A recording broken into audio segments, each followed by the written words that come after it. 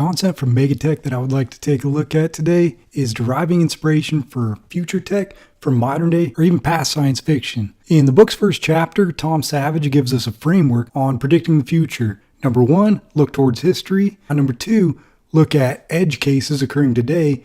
And number 3, and most relevant for this podcast, look at the imagined futures in science fiction. I'm going to take this framework from Savage and apply it to a couple of chapters from the second half of the book. In Benjamin Sutherland's chapter 11, which focuses primarily on military tech, one can note several innovations that can clearly be traced back to their roots in sci-fi. First, he talks about the military developing a bulletproof exosuit, where we can easily see sci-fi connections from Iron Man, Steel, or any of the various mech suit stories that have come out over the years. Sutherland then goes on to talk about guided bullets being fielded in the near future. We can trace inspiration to this from the movie Wanted, as well as too many contemporary video games to even count. And while on the subject of military tech, Sutherland doesn't mention it in his chapter, but during my time in the military, I remember reading several articles about an exoframe that can evenly distribute carried weights and actually increase a person's lifting capacity. And when I heard about this, my mind immediately went back to the one from the Aliens franchise. Now, moving on to some excerpts from Leo Marini's chapter about personal technology getting too personal. Marini spoke about the new directions in augmented reality, and one of the primary directions in which it's headed is personalized HUDs. Google Glass gave us a primitive personal HUD, but the ones that'll be released in the days to come will look a lot more akin to the ones from Terminator and Iron Man, which is where they probably initially gained their inspiration to begin with. And HUD technology is also being implemented in car windshields,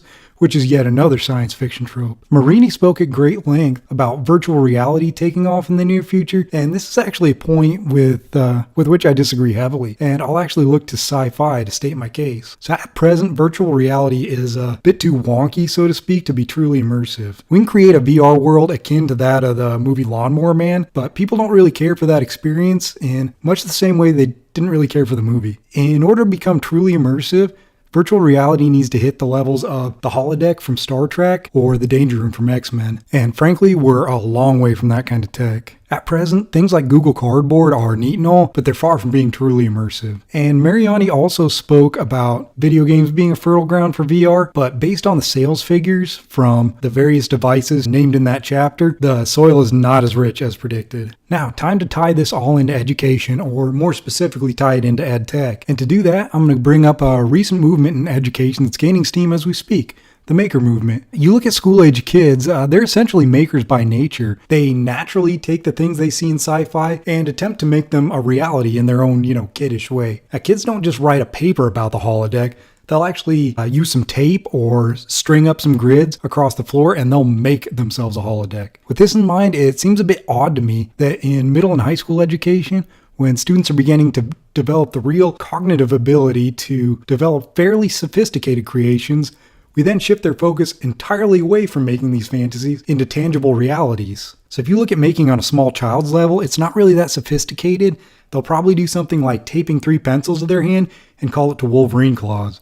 But at the high school level, a student possesses the ability to design and 3D print an authentic set of claws.